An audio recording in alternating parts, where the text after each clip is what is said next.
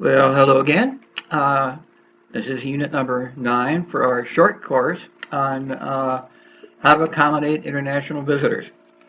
And this last section, I provided you an article that you can go through, but there's also a couple of books that I think might be valuable for you. Mass Customization by Joseph Pine and Markets of One, again by Joseph Pine. Now, these two books are really important books for interpreters. Uh, I provide sections on these for all my interpretive master planning courses and seminars because there are two things, actually three things that we have to begin to plan for. We need to plan for experiences. What kind of things do people want to do? So whether it's a hike or a lecture or learning a craft, what kind of experiences do they want?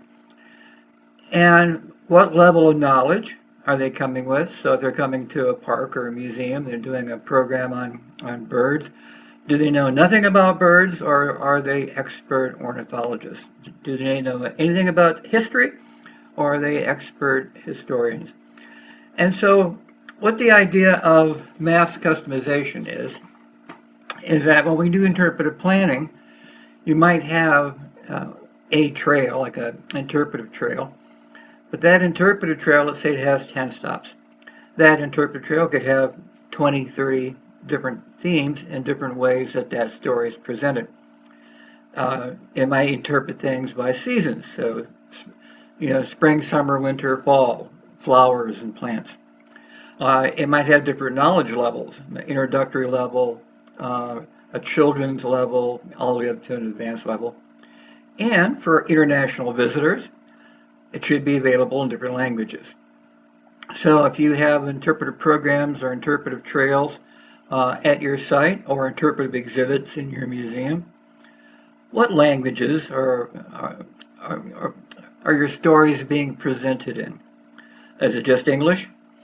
Or, there are some tools like Acoustic Guide that can have stories for tours and exhibitions in different languages.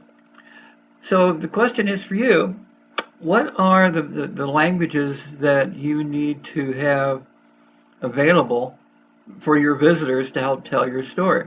Mass customization. So in other words, if they come to a visitor center or they come to a reception desk and the receptionist would ask them, well, would you prefer to have some of these interpretive materials in French or Spanish or Korean or whatever language they have? All the tour guides and things are available as PDFs on a computer. And for $1 or 50 cents, they click print, and out comes the trail guide in Spanish, or out comes the exhibit guide in French. Now also, if you have interpretive panels all around your site, if you're a park or a historic site, for example, they're probably all in English, unless you're in Canada, and then they're in English and French. So you could develop an app that has all your interpretive panels on them.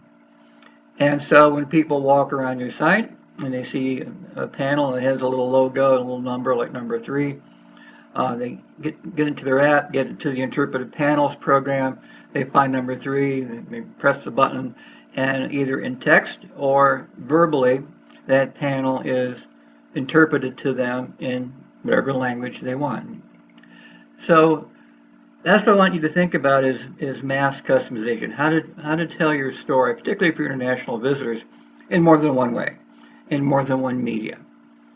And so this is really kind of a thought exercise as well. So as you're planning for international visitors, what are the languages that you think you might need to have expressed? What are the subjects that you think you might have to have expressed in different languages as well?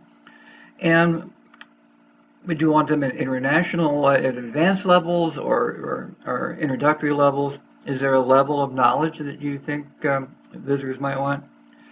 So I want you to think of a package of mass customization that would be appropriate for your site for the mix of international visitors that you bring, with the goal being in that they can better understand the story of your site, because it'll be presented in a language of their own, and maybe the analogies and metaphors that you might use for an international visitor would be different than the ones you use for a visitor from Canada or the US or an English-speaking country.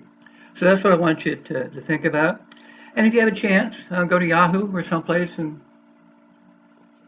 grab that book. It's an important book for anybody doing interpretive planning, and I think you'll enjoy the book quite well.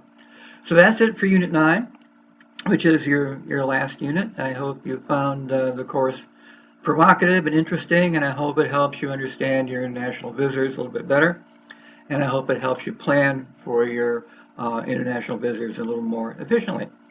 So that's it, and thank you for participating in the course. We do have 37 more courses in interpretation, so you might want to check those out when you have a chance.